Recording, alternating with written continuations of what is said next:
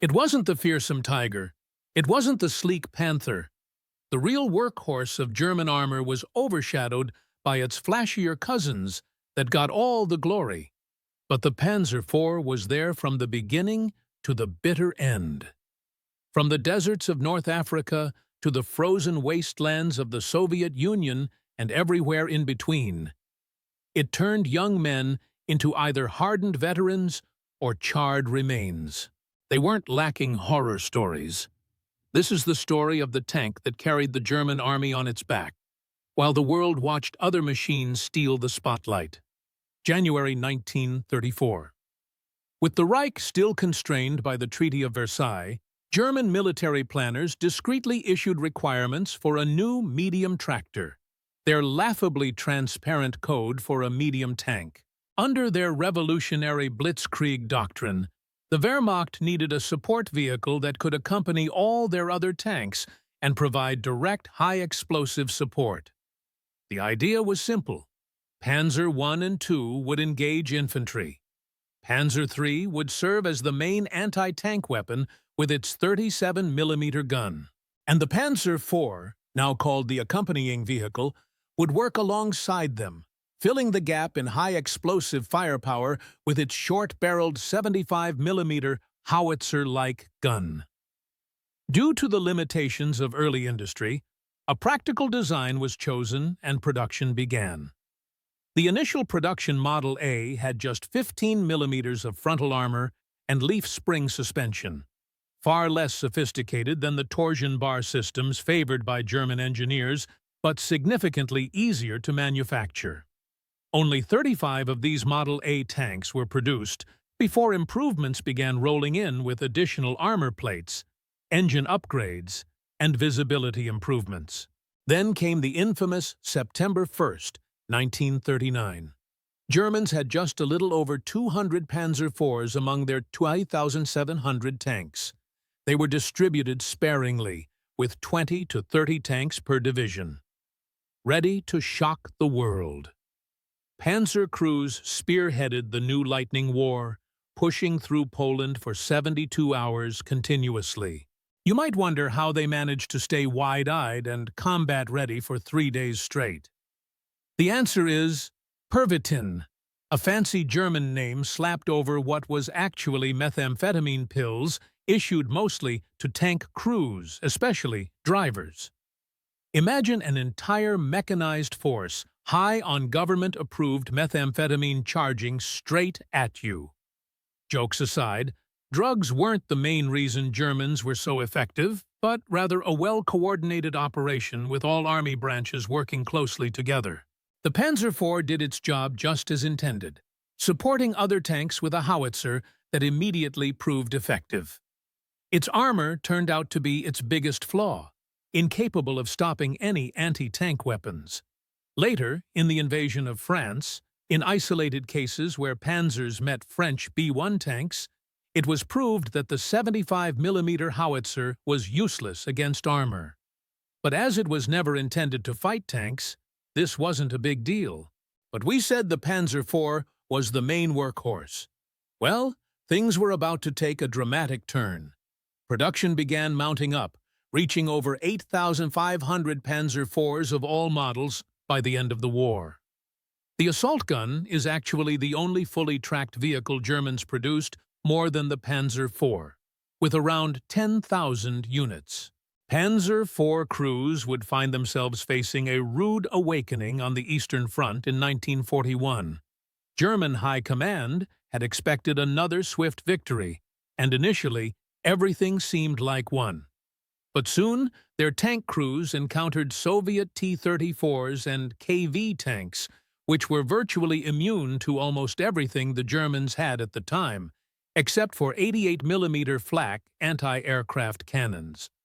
On the other hand, their panzers were being pierced by Soviet 76mm high-velocity guns. Hitler, reading these panicked reports, made one of his rare, sensible military decisions. At first, the Panzer III was upgraded from 37 to 50mm cannon, but this one also quickly became obsolete. Because the tank designed to fight other tanks could no longer be up-armed due to its smaller turret ring, which couldn't accommodate anything larger than a 50mm gun, Hitler ordered the development of a high-velocity 75mm gun for the Panzer IV, which had a turret ring 12 inches larger. The result was the F2 variant, equipped with the quite formidable version of the famous 5cm Pak 40, now capable of penetrating 77mm of armor at 1,800 meters. Thus, the Panzer IV became something entirely different than originally designed, with a weapon completely opposite to the 75mm howitzer. But what about the crews? They were designed and trained as essentially artillery support on tracks, and all of a sudden they got a high-velocity gun and became a designated anti-tank weapon and main battle tank. Although crews with these upgraded tanks had some sense of relief, as they finally had a fighting chance against the Soviet behemoths, they were about to be pushed into an even more dangerous position to fight other tanks, and there would be no shortage of that on all fronts. The Panther, which was made from the ground up to fight tanks with sloped armor, and arguably one of the best anti-tank guns of the war, was intended to replace the Panzer IV for its medium tank role. However, as the Panther was rushed into production to be ready for battle at Kursk, many of its flaws were overlooked and found out in the field. So the Panzer IV had to still pull most of the weight. Because it was a well-designed platform from the beginning, the Panzer IV had enormous room for improvements, at least when that was possible. An additional 30mm armor plate was bolted directly onto the original 50mm frontal hull armor, and the distinctive Schurzhen side skirts were added along the sides to protect against anti-tank rifles and even came in handy for pre-detonating shaped charges of American bazookas away from the main armor. But crews were frustrated by how those skirts were easily torn off when driving through dense brush. The frontal armor in upgraded versions was now strong enough to deflect Sherman's 75mm medium-velocity shells. By late 1942, the Panzer IV was facing a new enemy in North Africa. The F2 and G variants became known as Panzer IV Specials among British tankers, who quickly learned to respect their firepower. At Kasserine Pass, in February 1943, they destroyed over 20 M3 Grants and early-model Shermans while suffering minimal losses.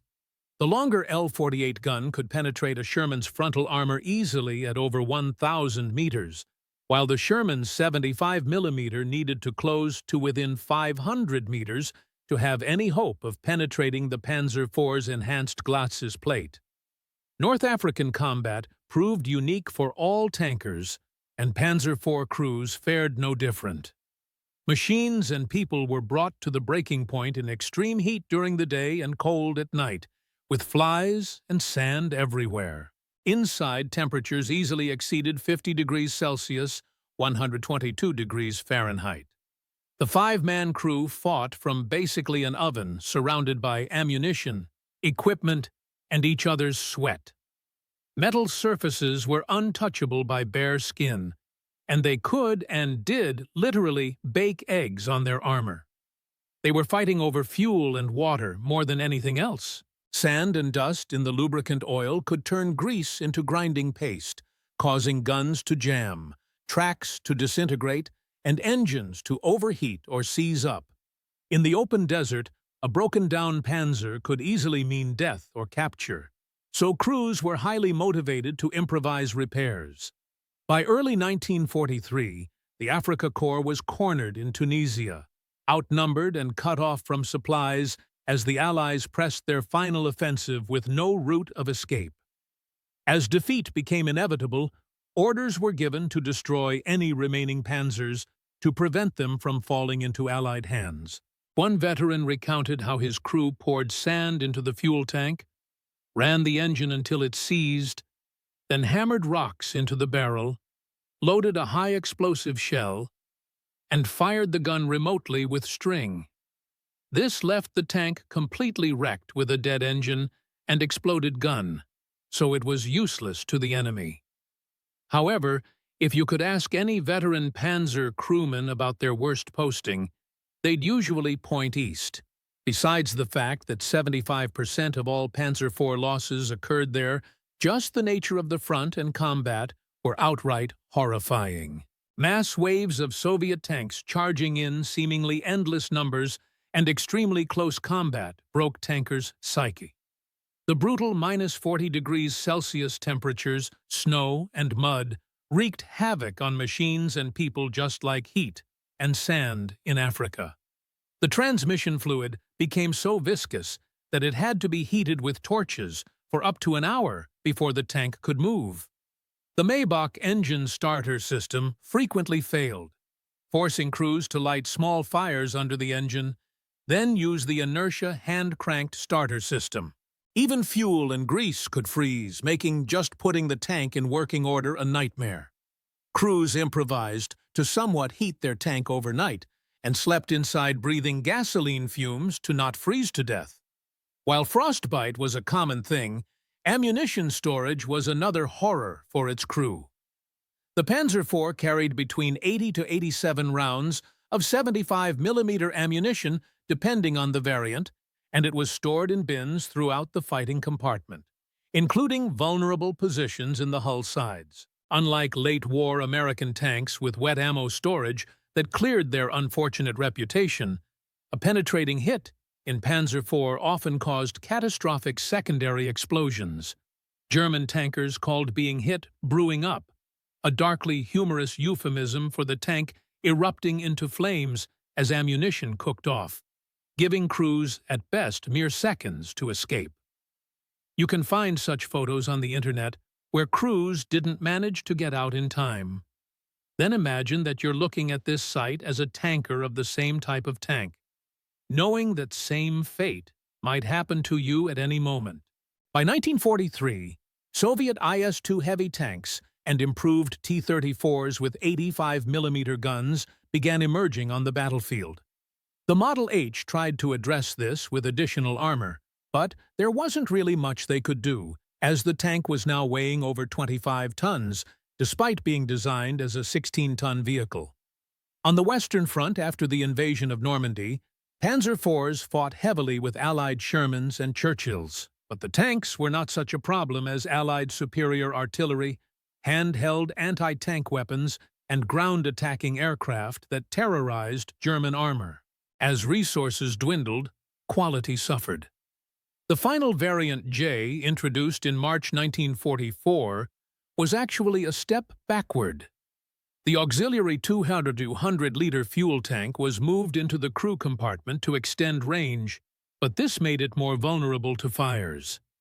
The power traverse system for the turret was eliminated entirely, so gunners had to manually crank the turret. Now, a full 360-degree rotation took at least 60 seconds compared to just 15 seconds with power traverse. Because of shortages of rubber, road wheels were now made of all steel, giving it a funny reputation that it could be heard miles ahead as tracks were squeaking. Manganese shortages also made all German late-war tanks suffer from brittle armor. And even paint was in scarce supply. They'd paint just the upper part of the fighting compartment white for better visibility and leave the lower part with just anti-rust protection. Because of bombings taking a heavy toll on factories, spare parts became so scarce that maintenance units regularly cannibalized disabled tanks to keep others running. At least this was an advantage, as all Panzer IVs had standard and interchangeable parts, and older variants could easily be fitted with parts of newer models, and vice versa. With factories in ruins and resources dwindling, the final chapters of the Panzer IV story would reveal just how desperate the Reich had become. Panzer crew training had been shortened from the original 16-week program to barely 4 weeks. Even the intercom systems were often absent in late production tanks. The driver training before combat deployment had been reduced, resulting in frequent transmission failures as inexperienced drivers mishandled the delicate gearbox. Young crews with barely 3 weeks of instruction were being thrown into combat against battle-hardened Allied and Soviet tankers. The life expectancy of a Panzer IV crew on the Eastern Front had dropped to roughly 2 weeks.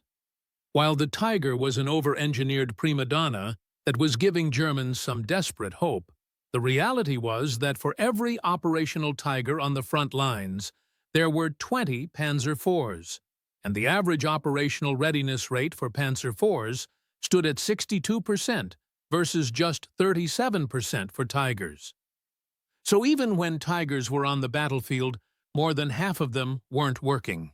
As Germany sought to use everything they had, available Panzer IV hulls were used for the creation of many other vehicles, like the Jagdpanzer IV, or Sturmgeschütz IV, and even Panzer IV with a 150mm gun. As the war situation deteriorated, fuel shortages and no spare parts meant tanks were abandoned when they stopped. The once proud spearhead of blitzkrieg had become static pillboxes dug into defensive positions as the Reich collapsed around them. Yet somehow, the Panzer IV's story didn't end with Germany's surrender. Over 300 vehicles were supplied to Nazi allies during the war. Syria even deployed panzer forces against Israel in 1967 in the initial phases of the Six-Day War, ending a remarkable 30-year combat career for a tank designed as infantry support in 1936. Today, just 29 Panzer IVs survive in museums worldwide. When you stand before these battle-worn veterans, remember they weren't just machines, but homes to 5 young men who lived, fought, and died inside these cramped steel boxes. The Panzer IV wasn't glamorous. It wasn't legendary, like the Tiger, but it was there, grinding through every front, carrying the weight of Germany's war on its tracks, until there was nothing left to carry.